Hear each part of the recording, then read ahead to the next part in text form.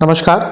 ग्रहों की गोचरीय स्थिति पर रेगुलर वीडियो पाने के लिए साप्ताहिक राशिफल, मासिक राशिफल, त्रैमासिक राशिफल और ग्रहों के बाकी गोचर पर भी रेगुलर अपडेट्स पाने के लिए, जिसके हिसाब से आप अपने जीवन में थोड़ी गाइडेंस प्राप्त कर सकें, इसके लिए मेरे चैनल को अवश्य सब्सक्राइब करें।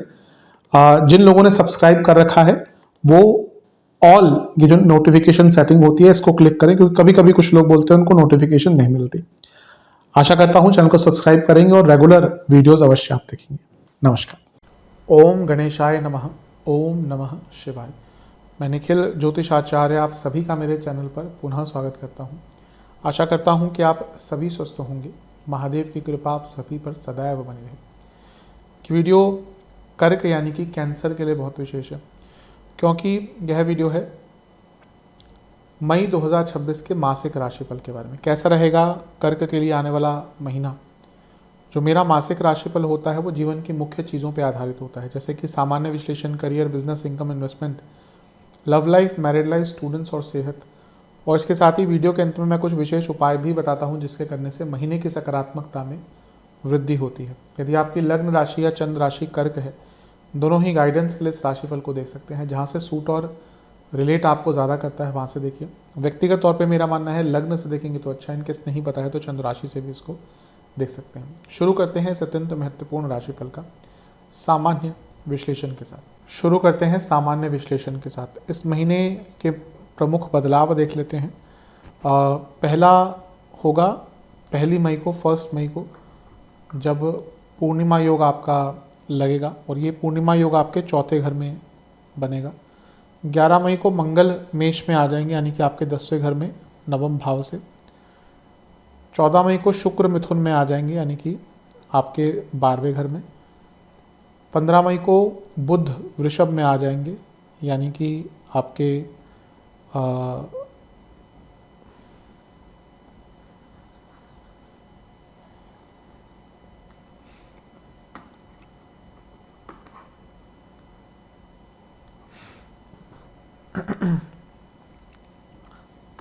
इस महीने की प्रमुख बदलावों की बात कर लेते हैं। सबसे पहले 1 मई को पूर्णिमा योग आपके चौथे घर में बनेगा। 11 मई को मंगल मेष में आ जाएंगे, यानी कि आपके 10वें घर में। 14 मई को शुक्र मिथुन में आ जाएंगे, यानी कि आपके 12वें घर में। 15 मई को बुध और सूर्य दोनों ही आपके 11वें घर में आ जाएंगे। 16 मई को अमावस्या योग आपके 11वें घर में पड़ेगा। 29 मई को बुध मिथुन में आ जाएंगे, जब यहाँ पे होंगे तो वो 12वें घर में आ चुके होंगे। और फिर 31 मई को पूर्णिमा योग आपके पंचम भाव में पड़ेगा। देखिए, लग्न पर अगर हम देखें तो किसी का इम्पैक्ट डायरेक्टली तो नहीं है, मंगल का होगा 11 तारीख के बाद, लेकिन लग्न पर गुरु का प्रभाव आने वाला है, यानी कि बहुत चीज़ें बदलने वाली हैं। और गुरु जैसे बड़े ग्रह जिस भाव में जाने वाले होते हैं, प्रभाव पहले ही दिखाना शुरू कर देते हैं, तो शुभता आना शुरू हो जाएगी। आप बहुत बड़े बदलावों से जा रहे होंगे। आपके जो प्लान्स हैं ना जीवन के, वो बदलने शुरू हो गए होंगे। ये खासियत होती है बड़े ग्रहों की जब वो लग्न में आते हैं ना, क्योंकि वो वैसे भी लग्न में बहुत सालों बाद आएंगे। बड़े ग्रहों की बात जो मैं कर रहा हूँ, राहु, केतु, शनि, बृहस्पति। तो जब भी ऐसे ग्रह लग्न को अप्रोच कर रहे होते हैं तो आप देखते हैं जीवन में आपकी प्लानिंग ही बदलने लग जाती है। तो आप देखेंगे कई प्रायोरिटीज़, कई प्लानिंग्स अब आपकी इस महीने बदलने वाली हैं। पहला जो बदलाव होगा मंगल का ही होगा, और आपके योग कारक होने के नाते जब वो 10वें घर में आएंगे 11 तारीख को, तो बहुत अच्छा फल मिलेगा। करियर में सफलता, रिकॉग्निशन, अपने ऊपर विश्वास। महापुरुष योग भी बना रहे हैं, लग्न को भी देख रहे हैं, चौथे को भी देख रहे हैं। प्रॉपर्टी का योग बनता है, घर में पैसा आता दिख रहा है, घर में प्रॉपर्टी का लाभ होता हुआ दिख रहा है। और आपकी प्रोडक्टिविटी जो है वो कई गुना बढ़ जाएगी, कॉन्फिडेंस जो है वो कई गुना बढ़ जाएगा। कार्य क्षेत्र में विशेष लाभ होता हुआ दिख रहा है। इसके बाद 14 मई को शुक्र का गोचर होगा और वो आपके 12वें घर में चले जाएंगे। 12वें घर के शुक्र कोई बहुत बुरा प्रभाव नहीं देते, बल्कि अच्छे ही होते हैं। और गुरु शुक्र की युति 12वें घर में विदेश के काम, अटका हुआ पैसा, अटका हुआ कोई लीगल कार्य और किसी लीगल काम में कॉम्प्रोमाइज़ करना था, उसका भी योग अच्छा बनता है। राहु का प्रभाव भी है गुरु शुक्र पर, तो गुरु जो है वो आपके उपचय भाव के स्वामी बनाने के नाते विपरीत राजयोग बना रहे हैं। और शुक्र तो आपके ऑलरेडी चतुर्थ के और 11वें घर के स्वामी हैं। तो अपने लीगल कार्यों में सफलता, प्रॉपर्टी बेचने के लिए और प्रॉपर्टी की वृद्धि के लिए भी टाइम बहुत अच्छा बन जाता है। साधनाओं का और कुछ शास्त्रीय ज्ञान प्राप्त करने का भी योग बहुत अच्छा बन जाता है। इसके बाद बुध आदित्य योग तो बना ही हुआ है और वो आगे भी कैरी फॉरवर्ड होगा जब 15 मई को बुध और आदित्य यानी कि बुध और सूर्य दोनों ही 11वें घर में आकर आपके बैठ जाएंगे। बहुत अच्छा है। 11वें घर में बुध आदित्य योग यानी कि आपकी बौद्धिक क्षमता बहुत अच्छी रहेगी और ये मिलकर लक्ष्मी स्थान को देखेंगे तो धन प्राप्ति के भी नए नए आयाम आपके लिए खुलेंगे। बुध आदित्य योग का 11वें घर में बैठना या बनना स्टूडेंट्स के लिए भी बहुत अच्छा होता है। इसके बाद अमावस्या योग बनेगा। हाँ, यहाँ पे थोड़ा सा ध्यान दीजिएगा, 16 तारीख को अपनी इच्छाओं पर जितना नियंत्रण आप देके रखेंगे उतना आपके लिए श्रेष्ठ रहेगा, उतना आपके लिए अच्छा रहेगा। 29 मई को बुध का गोचर हो जाएगा और वो भी 12वें घर में। देखिए 12वें घर में इतने शुभ ग्रहों का जाना फिर से एक अच्छा संकेत है बदलाव के लिए, लेकिन जब इतने सारे ग्रह 12वें घर में बैठते हैं तो खर्चा बहुत दिखाते हैं, तो हो सकता है महीने के अंत में कोई बहुत बड़ा खर्चा हो जाए आपका। 31 मई को फिर से पूर्णिमा योग बनेगा और आपके पंचम भाव में लगेगा। महीने के अंत में थोड़ा ओवर थिंकिंग से बचेंगे तो बहुत श्रेष्ठ रहेगा। वैसे देखा जाए तो महीना अच्छा है और बदलाव का संकेत अवश्य आएगा, बड़े बदलाव का संकेत।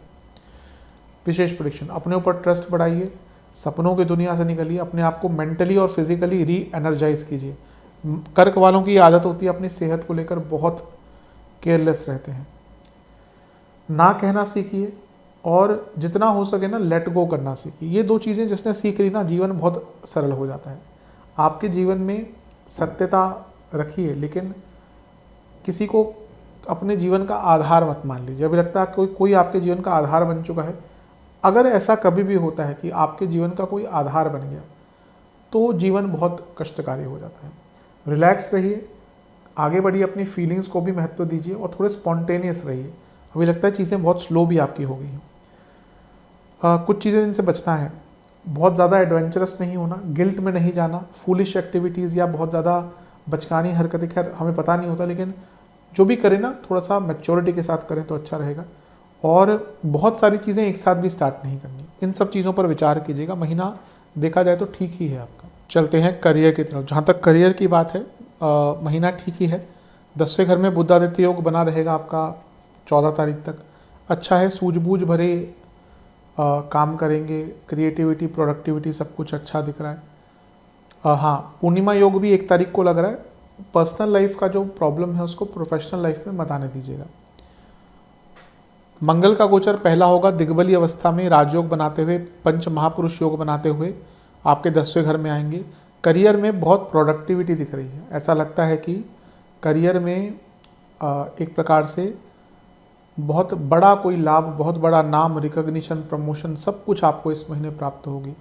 सूर्य के साथ कुछ दिन के लिए तो रहेंगे और दोनों ही दिग्बली हैं, यानी कि कोई बहुत बड़ा काम, कुछ ऐसा काम जिसके बारे में आप बहुत टाइम से प्रयत्नशील थे, यहाँ पे वो कार्य यहाँ पे आप बहुत आराम से कर सकते हैं। ये भी बहुत श्रेष्ठ चीज़ दिख रही है। इसके बाद बुध आदित्य योग नहीं, इस बार शुक्र का गोचर होगा, वो आपके 12वें घर में चले जाएंगे। जो लोग विदेश से संबंधित काम करते हैं उनको बहुत लाभ मिलेगा। और क्योंकि वो 10वें से सप्तम के स्वामी हैं और 12वें घर में चले गए, थोड़ा रोल भी आपका बदल सकता है कार्य क्षेत्र में, कुछ नए रिस्पॉन्सिबिलिटीज़ भी आप पर आ सकती हैं। बुध आदित्य योग बनेगा आपका 15 तारीख को, दोनों ही एक साथ राशि बदलेंगे। फिर से 11वें घर में है तो आपकी प्रैक्टिकलिटी और प्रोडक्टिविटी इस महीने बहुत अच्छी दिख रही है कार्य क्षेत्र में। 16 मई को अमावस्या योग बनेगा और वो योग आपके 11वें घर में बनेगा। हाँ, यहाँ पे थोड़ा गलतियाँ हो सकती हैं, इमेज पर प्रभाव पड़ सकता है, काम पर ध्यान दीजिएगा। बुध मिथुन में आ जाएंगे आपके 12वें घर में। 12वां घर बहुत बली हो गए, जो सप्तम से तीसरा, 10वें से तीसरा है, यानी कि 10वें से उपचय भाव, और यहाँ पे 3 शुभ ग्रह बैठ गए, यानी कि आप जो गति नहीं प्राप्त कर पा रहे थे करियर में, वो गति आपको प्राप्त होगी। तो महीना वैसे देखा जाए तो अच्छा ही है आपका। एक और पूर्णिमा योग बन रहा है 31 मई को, वो आपके पंचम में बनेगा। हाँ, यहाँ पे थोड़ा ओवर थिंकिंग और कॉन्फिडेंस कम रह सकता है। विशेष प्रेडिक्शन, कम्युनिकेशन पर ध्यान दीजिए, डाउन टू अर्थ रहिए और जहाँ गलती होती है मानकर उसको ठीक करने का प्रयास कीजिए। कभी कभी कर्क वाले क्या करते हैं, एक गलती छुपाने के चक्कर में 10 गलतियाँ कर देते हैं। उसको ठीक करने का प्रयत्न करें उसी टाइम पर। पैसा आता हुआ दिख रहा है, भाग्य का साथ भी रहेगा और प्रोडक्टिव महीना दिख रहा है। जैसे मैंने कहा, एक जागरूक, आपको थोड़ा जागरूक होना पड़ेगा, थोड़ा एक्टिव रहना पड़ेगा। ऐसा लगता है कि थोड़ा सा डिल्यूजन में भी कभी कभी चले जाते हैं करियर को लेकर, और चीज़ों को बहुत अच्छी तरह से मैनेज नहीं कर पाते। तो टाइम मैनेजमेंट और वर्क मैनेजमेंट पर जितना ध्यान देंगे उतना आपका काम अच्छा रहेगा। महीना बुरा तो नहीं कहूँगा, जिन चीज़ों पर मैंने एक अंकित की हैं उन पर ध्यान देने की आवश्यकता है। बिजनेस के लिए महीना ठीक ठाक ही है।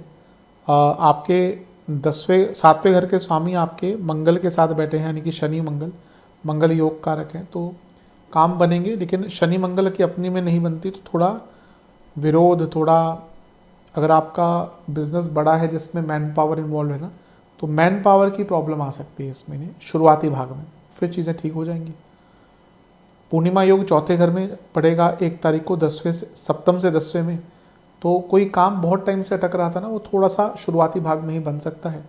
पहला गोचर मंगल का 11 तारीख को होगा, फिर से सप्तम से केंद्र में होगा, सपोर्ट मिलेगा, मंगल योग कारक है, तो आंतरिक रूप से भी बल मिलेगा।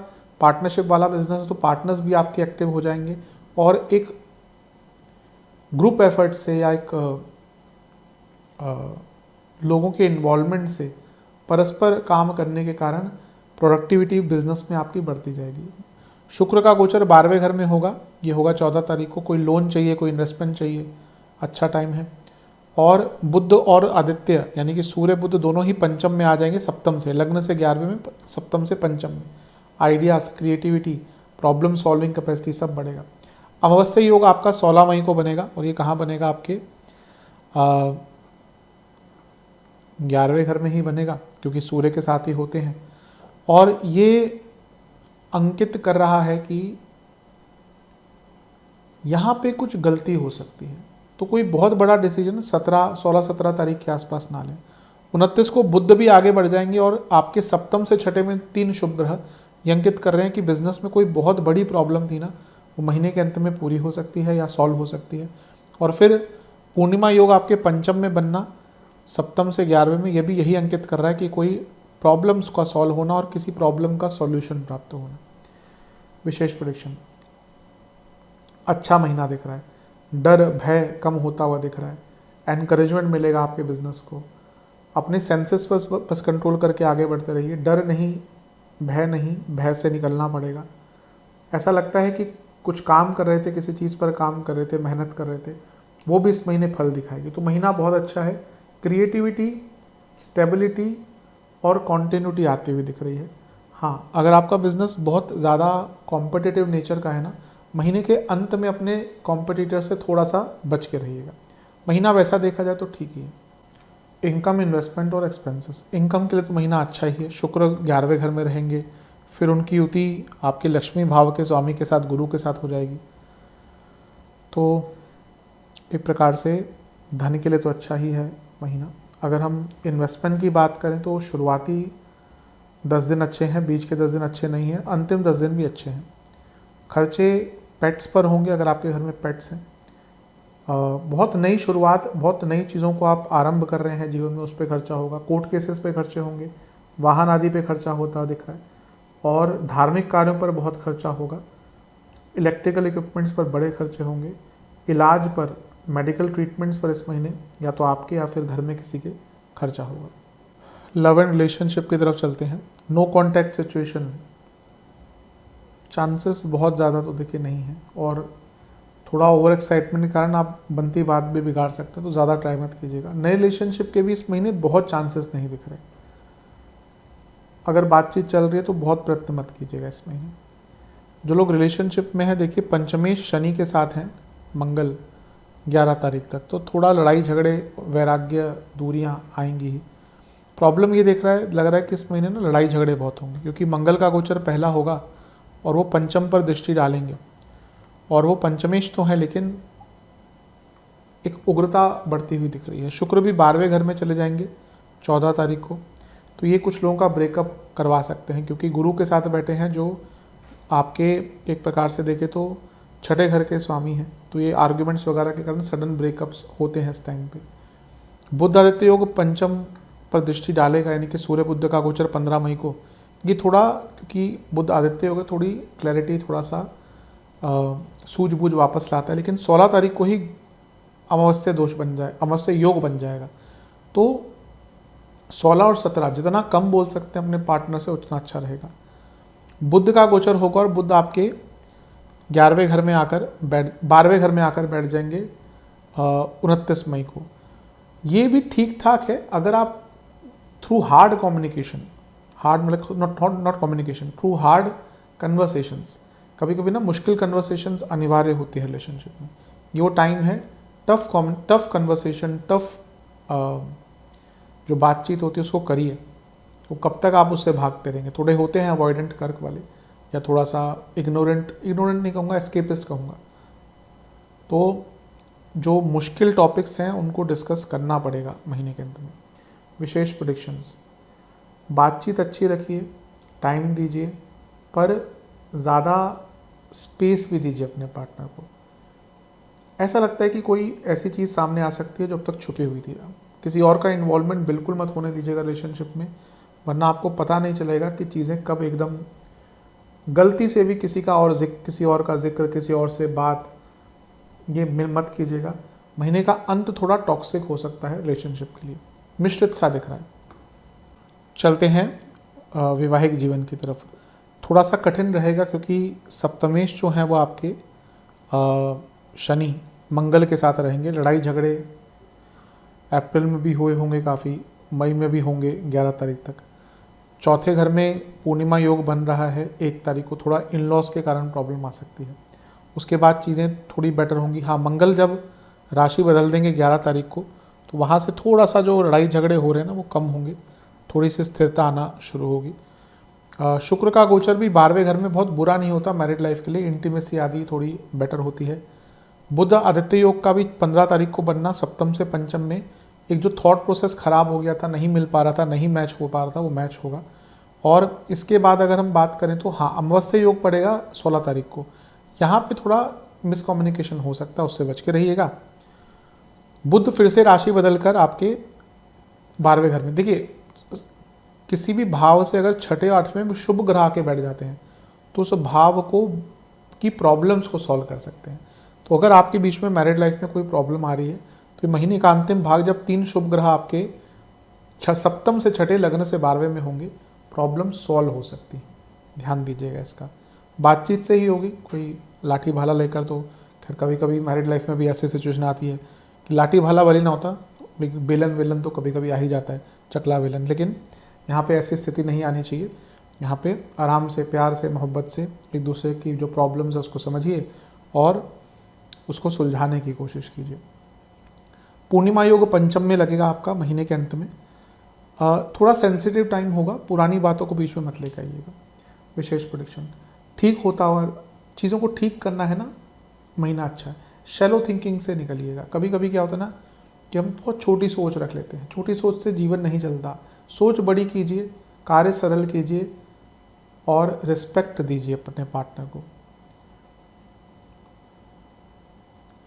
हो सकता है कि आपके पार्टनर आपकी बात को ना समझते हो, कोई बात नहीं। कई बार होता है हम भी लोगों की बातों को नहीं समझते। हम हर व्यक्ति चाहता है ना हमारी बातों को समझा जाए, पर ऐसा होता नहीं। जो मिस कम्युनिकेशन होगा, डिसकंटेंटमेंट होगा, एक दूसरे की बातों का अप्रूवल नहीं होगा, तो चलता रहेगा। ये नेवर एंडिंग प्रोसेस है। बस ज़रूरत है कि थोड़ी बड़ी थिंकिंग, थोड़ा सा एक दूसरे के दर्द को समझिए, एक दूसरे के पेन को समझिए। यूजुअली मैरिड लाइफ में क्या देखता हूँ मैं कि एक ही व्यक्ति ज़्यादा कॉम्प्रोमाइज़ करता है। वो कुछ टाइम तक तो देखिए चल जाएगा, लेकिन कभी ना कभी तो वो भी, उसका भी तो सब्र का बांध टूटेगा। तो इसलिए दोनों को ही, ये भी मैंने कई बार देखा है फ्रॉम अ पर्टिकुलर साइड कि एक व्यक्ति को लगता है कि मैंने शादी करके बहुत बड़ा एहसान कर दिया किसी पे।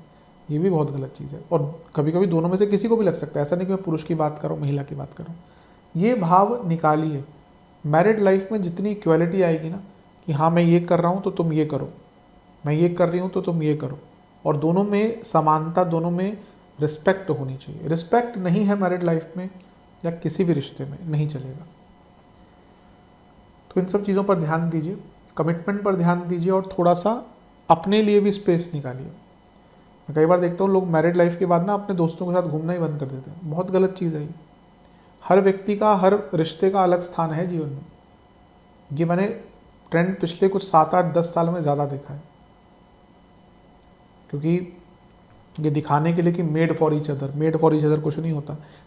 अगर मैं ज्योतिष की बात करूं, शत्रु रहे होंगे आपके पिछले जन्म के जो आपके इस जन्म में पति पत्नी बनते हैं। बहुत सत्यता है, कभी मैं प्रूव करके दिखाऊंगा। बहुत ज़्यादा चांसेस है कि शत्रु ही रहे होंगे जो इस जन्म में आके भोगना पड़ता है, झेलना पड़ता है एक दूसरे को। लेकिन ठीक है, वो अलग बात है।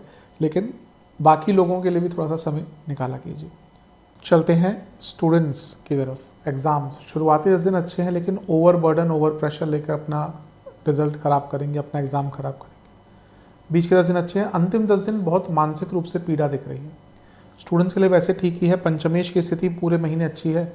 पहले वो भाग्यस्थान में रहेंगे, फिर अपनी राशि में जाके पंच महापुरुष योग बनाएंगे, तो महीना ओवरऑल स्टूडेंट्स के लिए काफ़ी अच्छा दिख रहा है। 11 मई को मंगल का होगा गोचर पहला, जो अच्छा ही है। जैसे मैंने कहा, बुध आदित्य योग पूरे महीने बन रहा है, और ये जो बुध आदित्य योग है ये अच्छा, पहले शुक्र का गोचर होगा 14 तारीख को, लेकिन बुध आदित्य योग 15 को बनेगा और उनका पंचम पर प्रभाव रहेगा।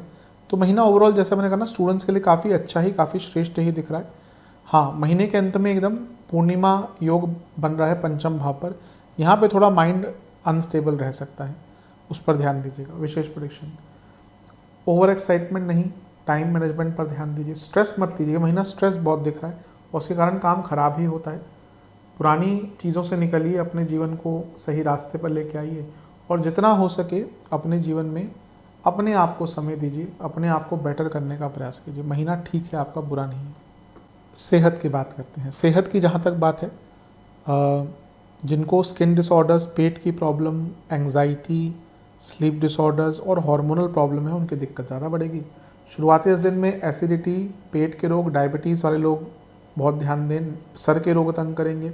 बीच के 10 दिन में गले के रोग, कफ रोग, बीपी की प्रॉब्लम, सर के रोग फिर से दिख रहे हैं। अंतिम 10 दिन में वाटर रिटेंशन, कफ की प्रॉब्लम, बॉडी में बहुत कफ बनना, इन्फेक्शंस, गले के रोग, और कोई क्रॉनिक डिजीज़ या कोई जैसे कंटेजियस प्रकार की जो प्रॉब्लम्स होती हैं वो तंग कर सकती हैं।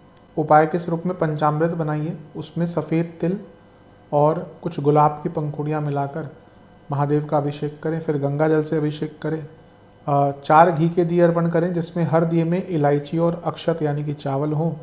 वहाँ बैठकर शिव चालीसा का 4 बार पाठ करें और ओम महादेवाय नमः मंत्र का 108 बार जाप करें। किसी भी मंदिर में घी का और चावल का दान करें। ये उपाय अवश्य करिएगा। आशा करता हूँ वीडियो काम आएगा। चैनल पर नए सब्सक्राइब कीजिए, वीडियो को लाइक कीजिए। मिलता हूँ अगली वीडियो में, तब तक के लिए ओम नमः शिवाय।